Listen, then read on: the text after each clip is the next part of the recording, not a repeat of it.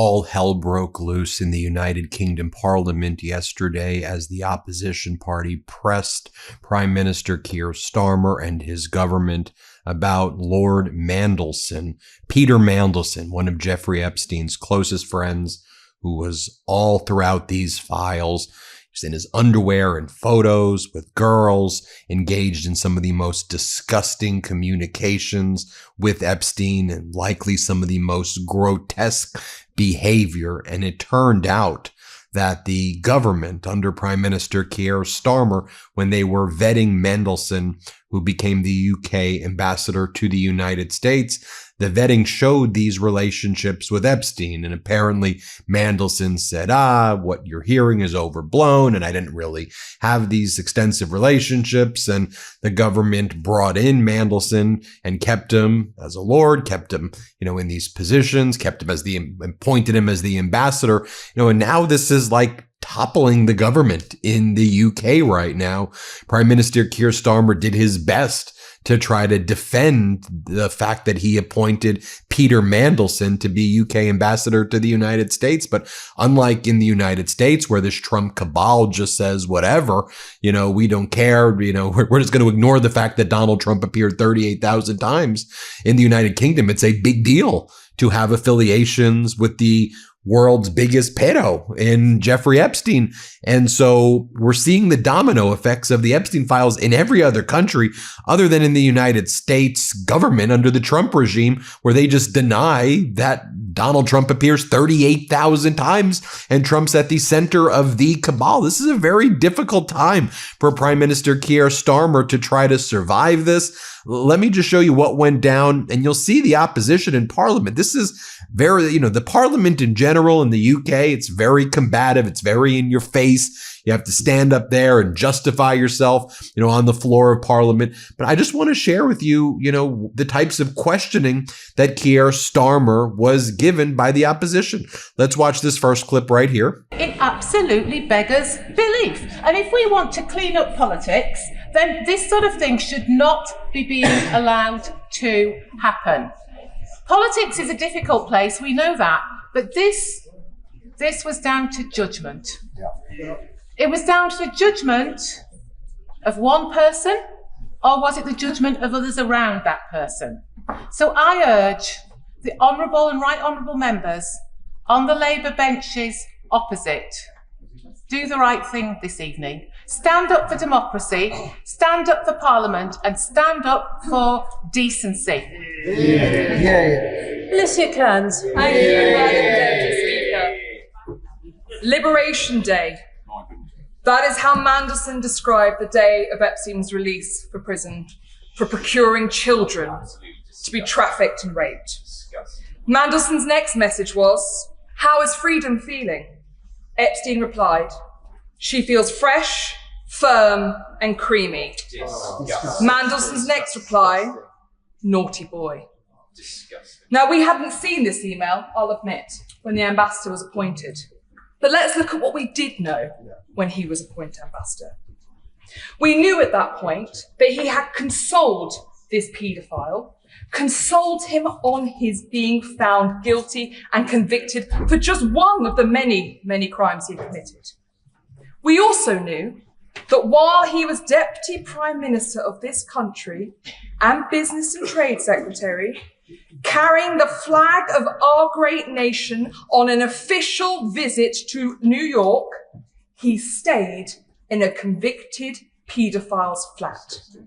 How dare he do that while representing this country? But the idea that no one in the Cabinet Office, no one at the Department of Business and Trade, no civil servant, no political appointee knew that he'd said, "No, I don't need a hotel, thank you ever so much. I'm going to stay at my friend Epstein's house. Oh, by the way, he happens to currently be in prison, incarcerated, but I'm going to stay at his house anyway." That, to me, raises serious questions about why he was not pursued for misconduct in public office back at that point. And no one can say that the Labour government did not know, because having been a civil servant, I knew where my ministers were staying when they're abroad. Not sure they always wanted me to know, but I knew. And none of them would have ever done that.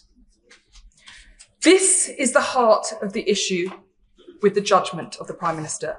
Now, on Monday, one of its ministers, the government's ministers, said nobody objected when Mandelson was appointed.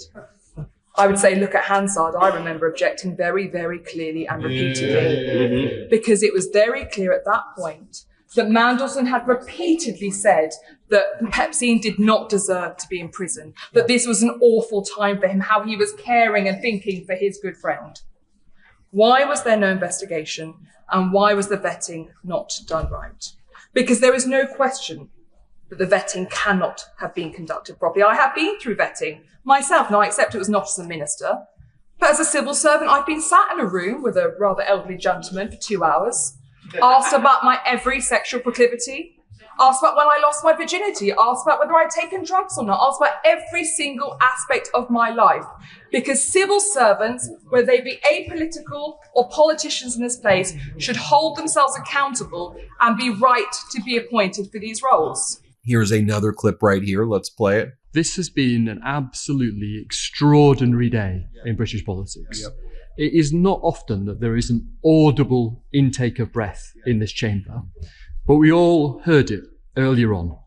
That gasp when the Prime Minister admitted that, yes, he had known that Peter Mandelson had an ongoing relationship with Jeffrey Epstein at the point where he appointed him our ambassador to Washington. It is a truly extraordinary admission. And the argument that the Prime Minister is making now, and it is quite incredible, is that he did know, but he didn't know the depth and extent.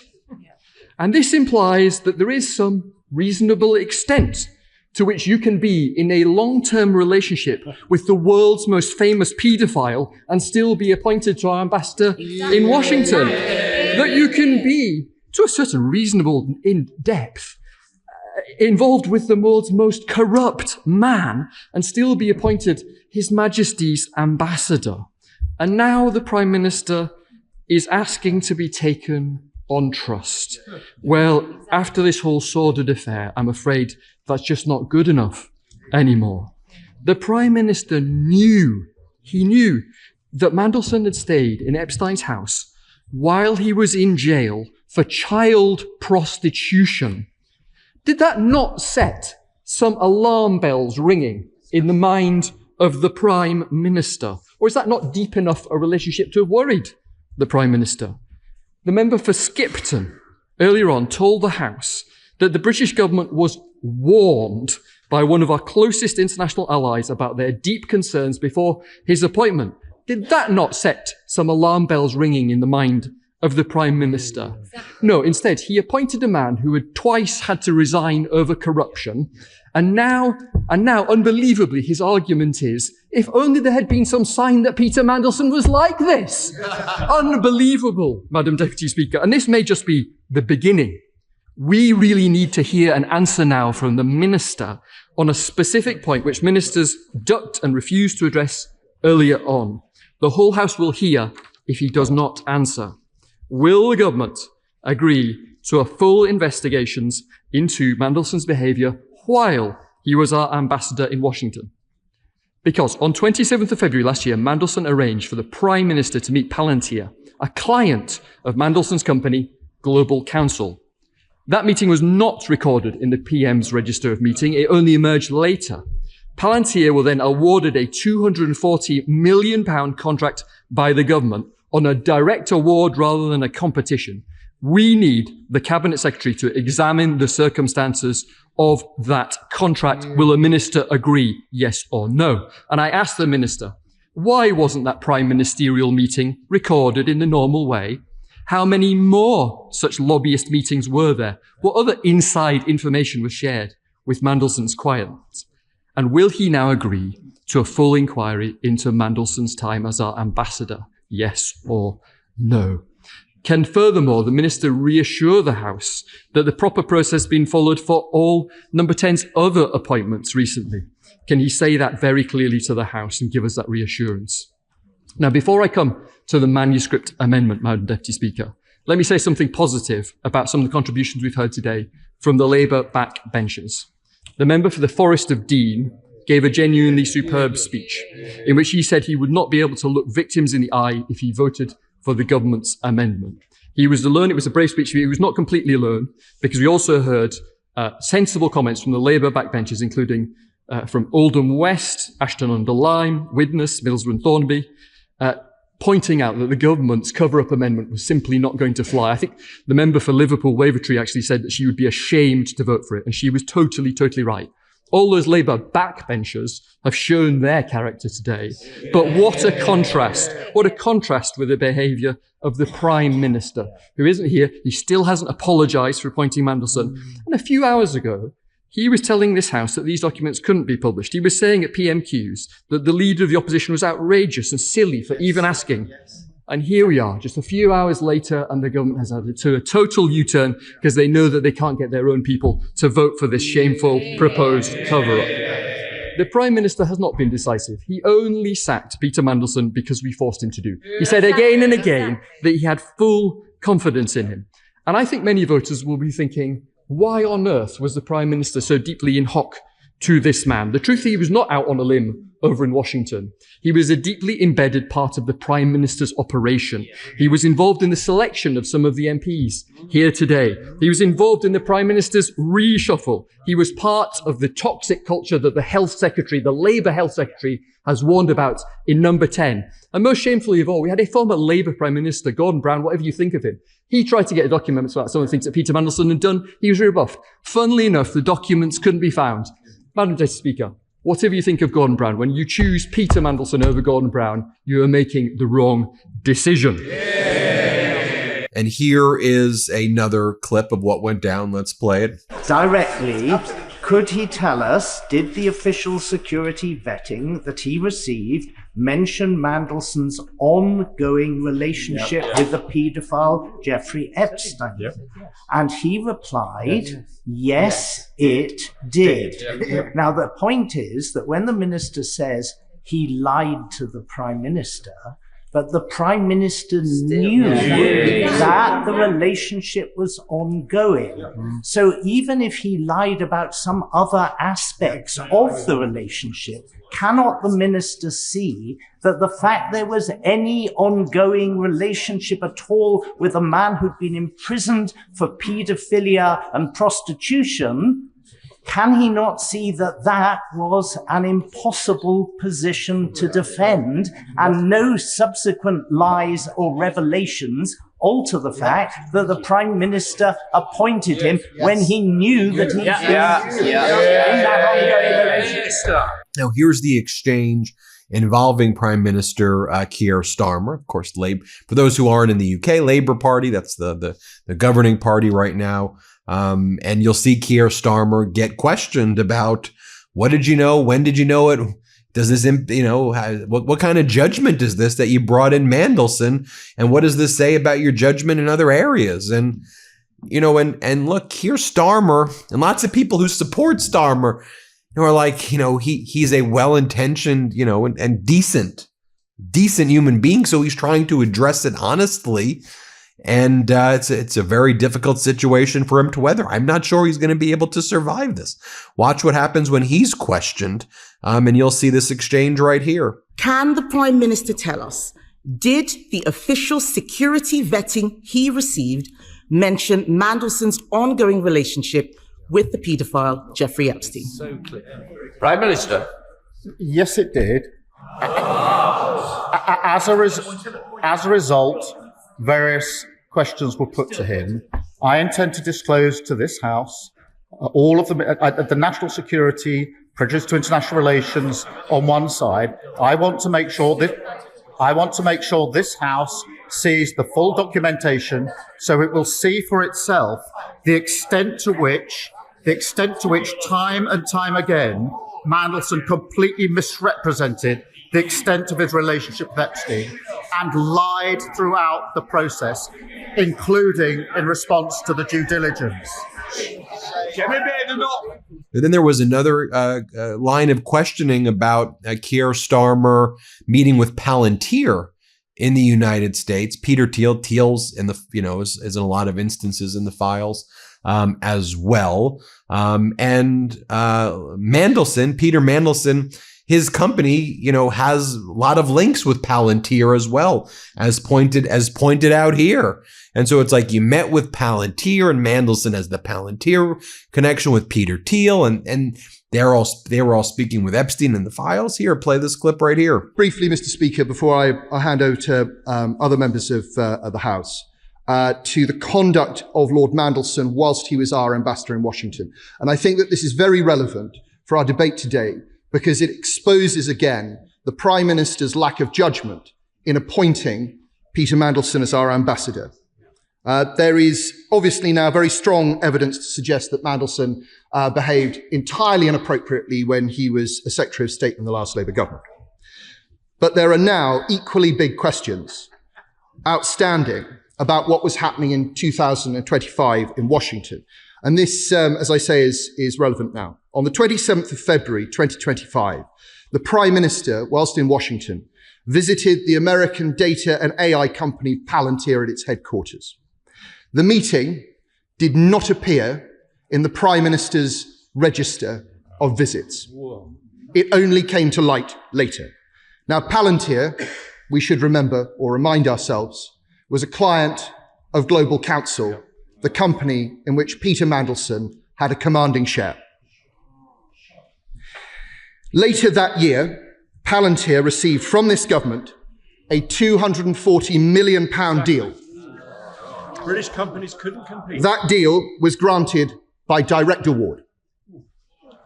Given the allegations now coming to light about Mandelson's conduct, can the Minister assure the House that the Cabinet Secretary will review the circumstances around the award of that contract and assure himself that there are no other such contracts, no other undisclosed meetings, that the government is going to go through all of the communications that Mandelson sent out whilst he was ambassador, messages we must assume, some of which were sent to old business contacts, potential few business contacts, and so on. In conclusion, Mr. Speaker, the Prime Minister knew that Peter Mandelson had maintained an unhealthy relationship with a man who was a convicted paedophile, and he appointed him to the role of ambassador anyway. Everybody in this House should be shocked by it. It must be concluded that had the Prime Minister been pressed on that point at the time, the appointment would not have been made. But the Prime Minister knew, his aides knew, and the appointment was made anyway. What else did he know? Only after this humble address, only if the government treats with it in good faith, will we know that. I very much hope that it is not the case that we find that there are gaps in our security and vetting process. If there are, the government will be able to fix them. But I think it's also likely that we'll see that there were reports that consistently raised concerns that were swept away. And it will then be the duty of the government to disclose who swept them away and why. Ultimate responsibility must rest with the Prime Minister. It is time for him to take responsibility. You know, and finally, where this kind of netted out is Prime Minister Starmer's forced to give the files relating to Mandelson's appointment as the UK ambassador to the United States to Parliament's Intelligence Committee. And, you know, you'll see that there's a rebellion, not just by the opposition. I want to be clear as well, from Labour Party members of Parliament as well. The Labour Party doesn't support, the Labour Party doesn't know what to do, because they clearly don't support this. They don't support Mandelson, and it puts them in a difficult situation. Here's what went down. Let's play this clip at the very end when that final order was made. The question is that Amendment A be made, since when an amendment to the amendment has been proposed as follows, that amendment at the end of the Amendment A, and which shall instead be referred to the Intelligence and Security Committee of Parliament, the question is the amendment be made and proposed amendment be made. As many of that opinion, say aye. Aye! The contrary, no. I think the ayes have it. The ayes have it. Right. The question is that Amendment A, as amended, be made. As many of that opinion, say aye. Aye! Of the contrary, no. I think the ayes have it. The ayes have it. The question is that the motion As amended to be agreed to, as many of that opinion say aye. Aye! Of the contrary, no, I think the ayes have it. The ayes have it. Right. That completes. Are you ready, Caroline? Yes. Right. Sorry, a point of order, Simon Horn. Speaker, it's in relation to the point that the Minister made with regards to the Metropolitan Police, asking that certain documents are not released in case they prejudiced a trial or an investigation. You know as well as I do, sir, the importance of privilege to this place. Will your office and council be working with the Cabinet Office to ensure that the rights and privileges of members of this House are protected? Can I just say, we're not going to continue the debate, but just to sum up. The question with the Metropolitan Police have no jurisdiction on what this House may wish to do. It will be whether the government provides or not. But just to let you know, they cannot dictate to this House. There you have it. Let me know what you think, everybody. That's why I want to show you what's going on in the UK Parliament, so you see what's happening, outside of the United States. Let me know what you think. Hit subscribe. Let's get to 6 million, and thanks for watching. Thanks for watching. Be sure to add the MeidasTouch podcast on Apple Podcasts, Spotify, or wherever you get your podcasts for new updates every single day.